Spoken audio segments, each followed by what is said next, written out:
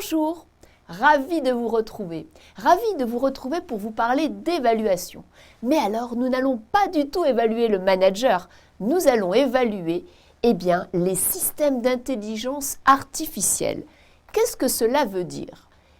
Les systèmes d'intelligence artificielle peuvent remplacer le manager sur certaines tâches. Ça veut dire qu'en fait, elles peuvent faire à la place du manager du classement ou d'autres types de fonctionnalités. Nous allons voir lesquelles. Mais elles peuvent également assister le manager.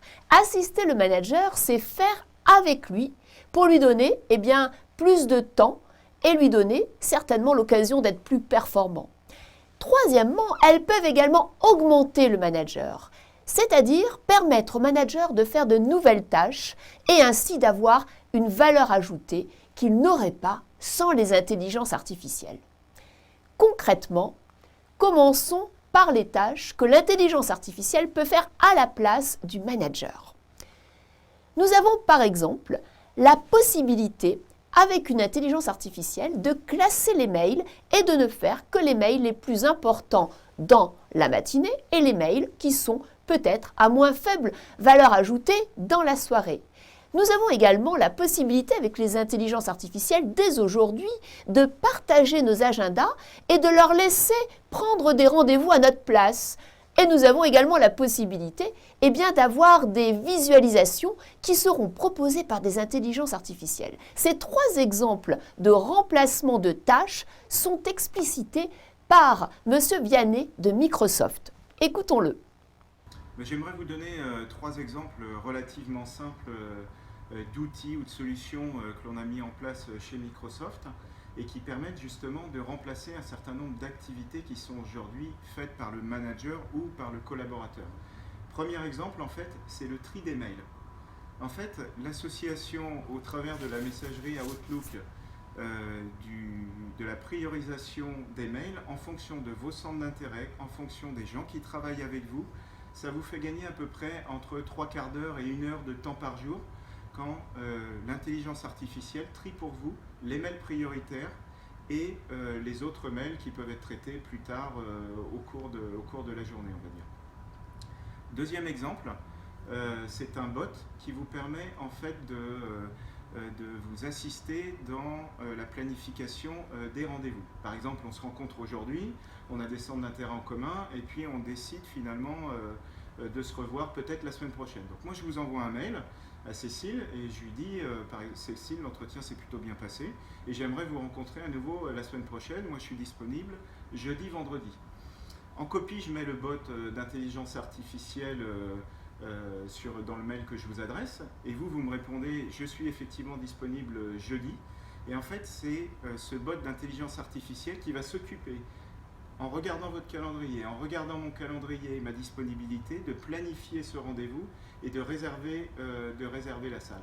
Donc ça, c'est le deuxième exemple d'activité qu'on aura pu à réaliser et dont l'intelligence artificielle pourra s'occuper pour nous. Et enfin, le troisième exemple que je voulais vous donner, c'est tout ce qui concerne l'intelligence artificielle au service de la formalisation de présentation, au travers de PowerPoint par exemple. Autre exemple de ce que peuvent faire les systèmes d'intelligence artificielle.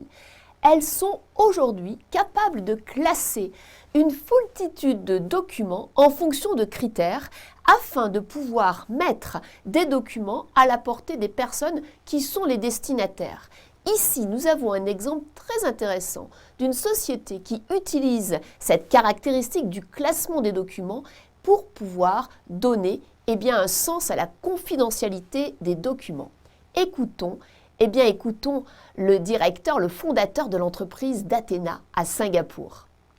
Bonjour Christopher, nous sommes à Singapour et nous avons la joie, merci, de nous accueillir dans votre bureau très lounge qui en fait accueille toute une équipe pour pouvoir faire de la protection des données. C'est bien cette entreprise d'Athena que vous avez montée? Oui, c'est ça, d'Athena, où on se concentre donc sur l'identification des données confidentielles et privées. Et on utilise donc de l'intelligence artificielle pour déterminer si les documents et les emails contiennent de l'information confidentielle.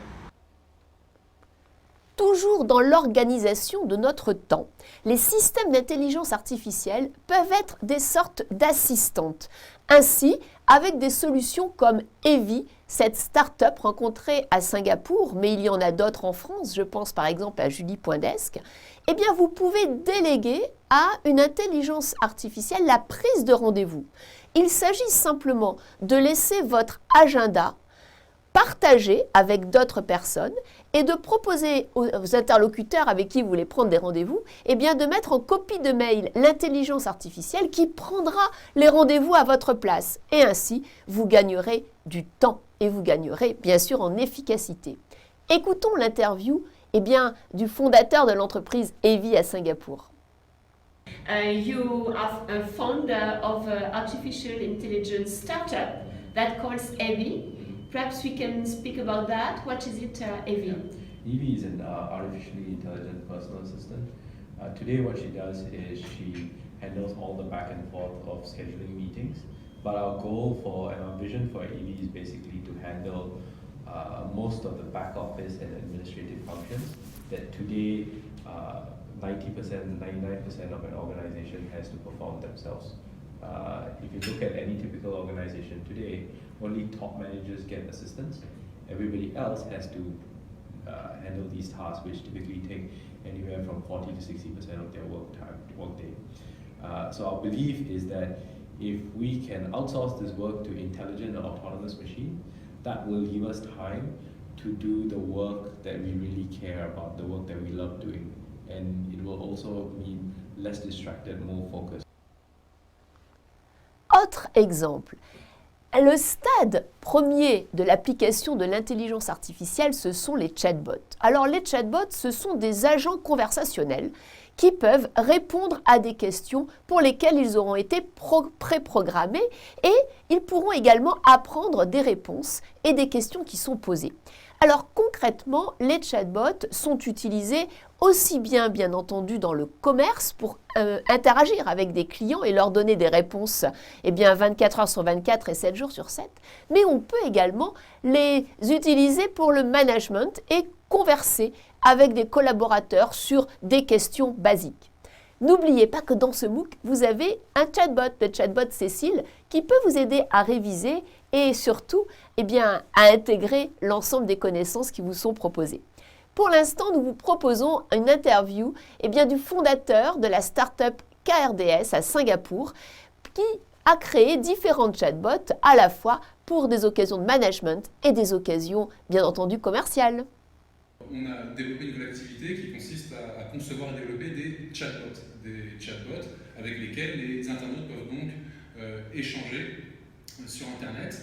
Et nous, on accompagne donc les marques, on leur explique ce qu'elles peuvent faire, comment elles doivent se rendre intéressantes. Et ce qui est fondamental, c'est de bien comprendre où va s'arrêter l'humain, où va démarrer l'intelligence artificielle.